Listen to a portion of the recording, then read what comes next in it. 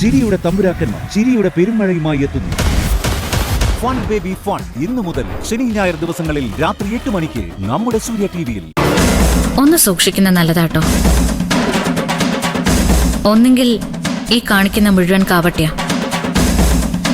അങ്ങനെയെങ്കിൽ അവള് മറ്റെന്തോ നിശ്ചയിച്ചുറപ്പിച്ചിട്ടുണ്ട്. അല്ലെങ്കിൽ അവള് ശരിക്കും മാറി. അങ്ങനെയെങ്കിൽ ശരിക്കും അവള് സഹതാപം അർഹിക്കുന്നുണ്ട്.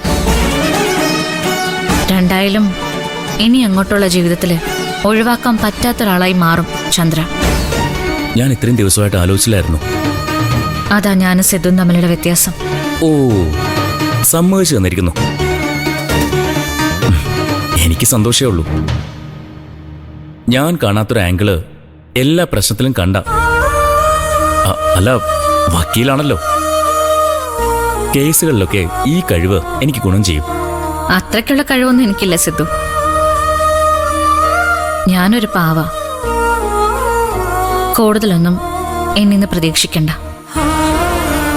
നിരാശപ്പെടേണ്ടി വരും. എന്നാ ശരി സിദ്ധു. ശരി.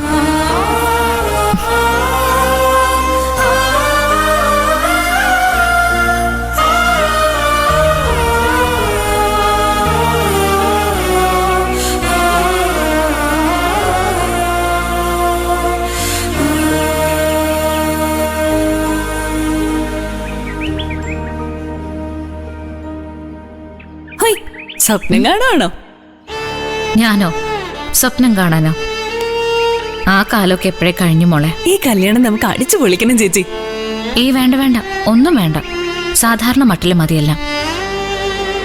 കല്യാണം നടത്തി കടം കയറുന്നവരാ നമ്മുടെ നാട്ടിലെ പലരും. ആ അവസ്ഥ ഈ വീടിനുണ്ടാവരുത്. എന്നാലും അവരുടെ നിലയും വിലയും കൂടി നമ്മൾ നോക്കണമല്ലോ. ഒന്നിനും ഒരു കുറവും വരത്തില്ലെന്നാ എനിക്ക് തോന്നുന്നത്. അച്ഛനെ ഭംഗിയായിട്ട് തന്നെ എല്ലാം നടത്തും. കല്യാണമൊന്നും അല്ല എന്റെ മനസ്സിലിപ്പോ. അവനാ ശരത്ത്. അവൻ ഈ വീട്ടിലുള്ളിടത്തോളം കാലം ഒരു സമാധാനം കിട്ടില്ല.